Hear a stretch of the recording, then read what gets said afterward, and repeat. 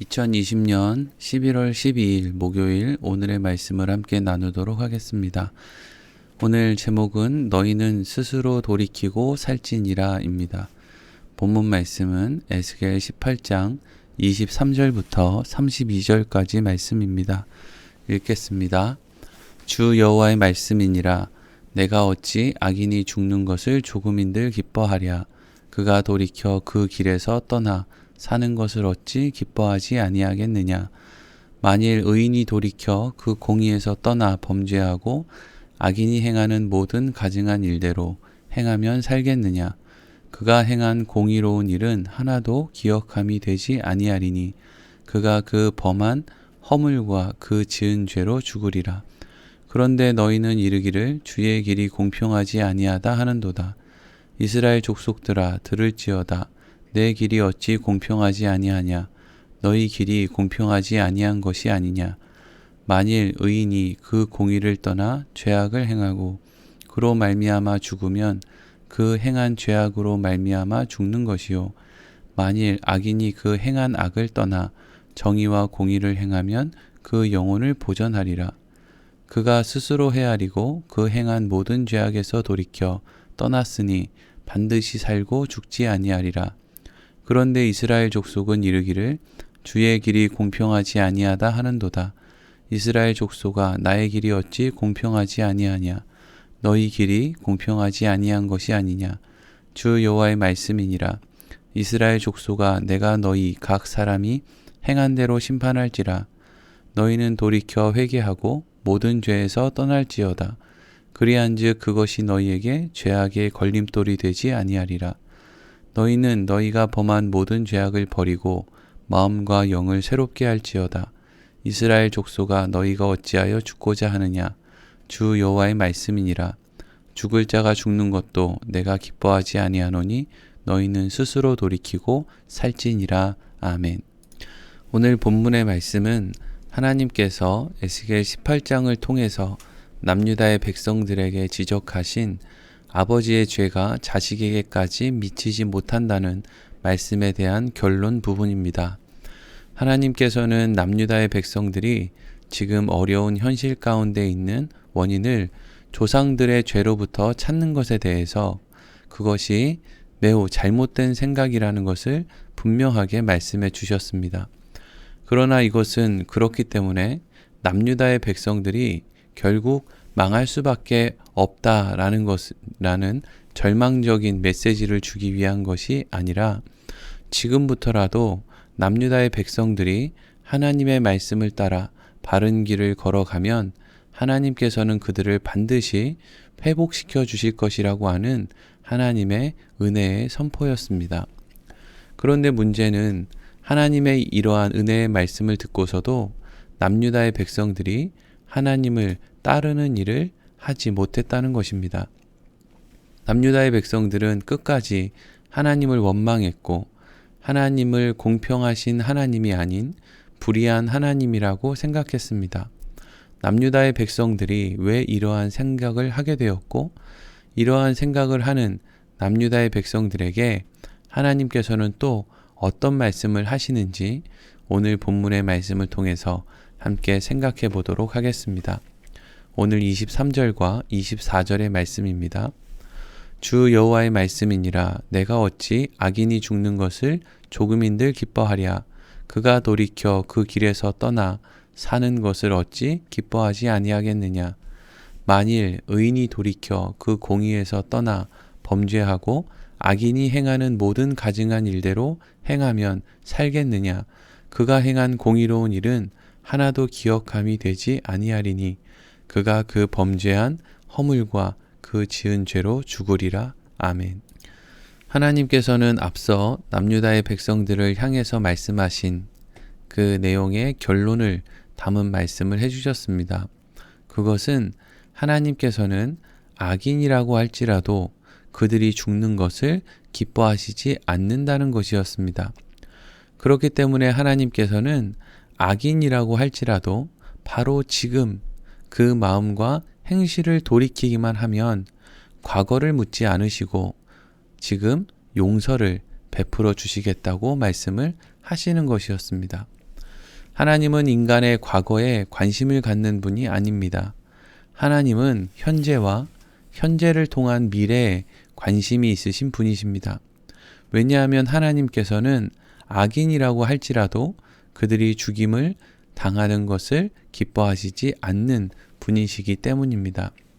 우리는 이러한 말씀을 통해서 하나님께서 예수 그리스도를 믿게 된 우리들의 과거를 묻지 않으신다는 사실을 알 수 있습니다.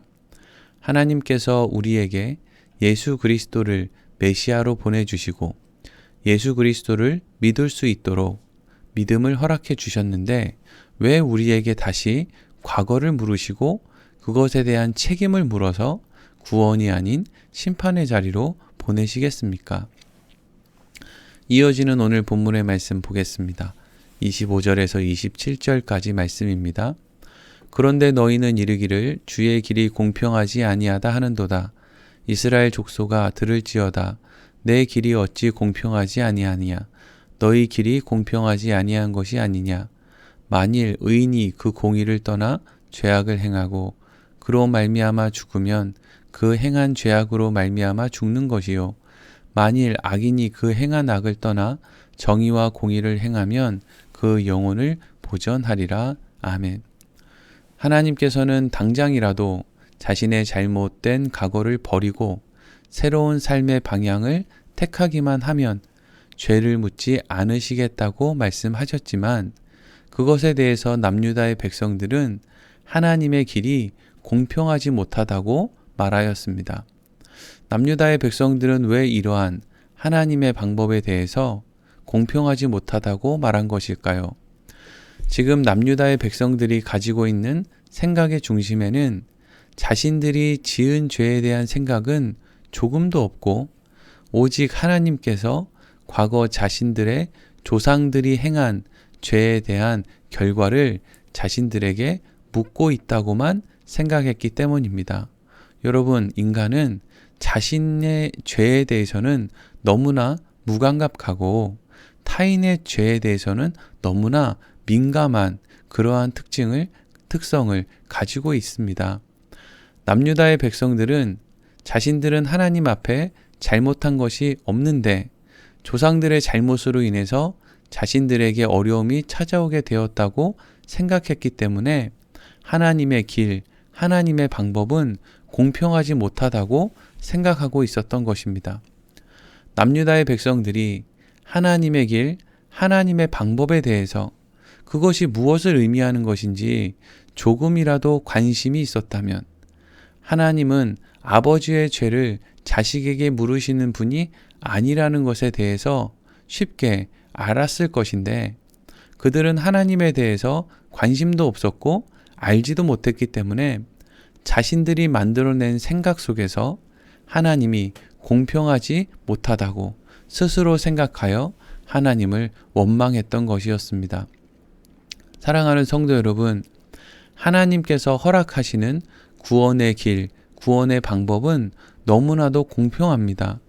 의인은 살게 되는 것이고 악인은 죽게 되는 것입니다.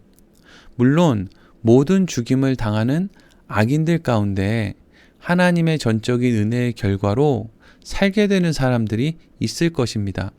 그러나 그것은 하나님께서 공평하지 않으신 분이라는 것을 말하는 것이 아니라 하나님은 공평하신 분이기도 하지만 함께 은혜를 베푸시기도 하시는 분이라는 것을 말하는 것입니다. 그래서 하나님의 구원의 방법에 대한 공평함 가운데 모든 사람들은 각자가 지은 죄로 인해서 죽음의 길로 가게 될 것입니다. 그러나 그 가운데 하나님의 은혜가 선포될 것이고 이 땅에 메시아로 오신 예수 그리스도라고 하는 의를 입게 된 사람들은 그 의로움으로 인해서 결국 구원을 얻게 될 것입니다. 그리고 오늘 본문의 말씀은 이렇게 끝이 납니다. 30절에서 32절까지 말씀입니다. 주 여호와의 말씀이니라. 이스라엘 족속아, 내가 너희 각 사람이 행한 대로 심판할지니라. 너희는 돌이켜 회개하고 모든 죄에서 떠날지어다. 그리한즉 그것이 너희에게 죄악의 걸림돌이 되지 아니하리라. 너희는 너희가 범한 모든 죄악을 버리고 마음과 영을 새롭게 할지어다. 이스라엘 족속아, 너희가 어찌하여 죽고자 하느냐? 주 여호와의 말씀이니라. 죽을 자가 죽는 것도 내가 기뻐하지 아니하노니 너희는 스스로 돌이키고 살지니라. 아멘. 하나님께서는 반복적으로 그리고 강한 어조로 남유다의 백성들에게 말씀하셨습니다. 무엇을 말씀하십니까? 그것은 너희는 돌이켜 회개하고 모든 죄에서 떠나라는 것입니다. 범죄하는 자리에 서서 죽는 길을 택하지 말고 마음과 영을 새롭게 하여 사는 길을 택하라는 것입니다. 여러분, 창조주이신 하나님께서 피조물인 인생들에게 이렇게 반복적으로 그리고 강한 어조로 구원에 대한 길을 말씀하신다는 것은 정말 놀라운 은혜입니다. 하나님은 구원에 대해서 공평한 분이시기 때문에 모든 범죄한 사람들에게 주어질 죽음의 자리에서 떠나 구원의 길로 갈 것을 이렇게 말씀하고 있는 것입니다. 우리는 오늘 에스겔 18장의 말씀을 마무리하는 본문의 말씀을 통해서 하나님께서 주시는 중요한 한 가지 메시지를 얻을 수 있습니다. 그것은 하나님께서는 악인이 죽임을 당하는 것도 결코 기뻐하지 않는다는 것입니다. 하나님이 기뻐하시는 것은 모든 사람들이 악한 길에서 돌이켜 영원한 생명을 얻는 하나님의 뜻 가운데로 나오는 것입니다. 그러나 어리석고 연약한 인생들은 이러한 하나님의 말씀을 들어도 듣지 못하는 존재들입니다. 하나님보다 자신의 생각을 더 옳게 여기는 것이 인간의 어리석고 연약한 본능이기 때문입니다. 그래서 하나님께서는 이렇게 죽을 수밖에 없는 선택을 하는 어리석고 연약한 인생들에게 예수 그리스도를 메시아로 이 땅에 보내시는 것입니다. 그리고 이 땅에 오신 예수 그리스도를 어떤 사람이 영접하고 또 믿고 따르게 되는 것입니까? 그것은 바로 심령이 가난한 사람들입니다. 심령이 가난하다는 것은 결국 자신이 자신을 위해서 최선을 다하는 그러한 행동을 하는 것조차 자기 자신에게 아무런 유익이 되지 못한다는 것을 깨닫고 인정하게 되는 사람을 의미하는 것입니다. 이러한 사람들만이 예수 그리스도를 영접하고 또 믿고 따르게 되는 것입니다. 사랑하는 성도 여러분, 여러분은 예수 그리스도를 왜 영접하셨습니까? 왜 믿고 따르고자 하십니까? 그분을 믿음으로 세상에서 얻을 복을 사모하기 때문입니까? 그렇다면 그것은 예수 그리스도를 영접한 것도 믿고 따르는 것도 아닙니다. 그저 예수 그리스도라고 하는 형상의 우상을 섬기는 것일 뿐입니다. 우리는 우리가 기가 막힌 한계 가운데 있음을 인정해야만 합니다. 내가 나를 위해서 사는 방법을 모른다는 것을 인정해야만 됩니다. 그래야만 우리는 예수 그리스도를 영접하게 되는 것이고 예수 그리스도를 믿고 따르는 그 길을 마땅한 것으로 여기며 사는 의인의 길에 서게 되는 것입니다. 오늘 말씀을 마치도록 하겠습니다.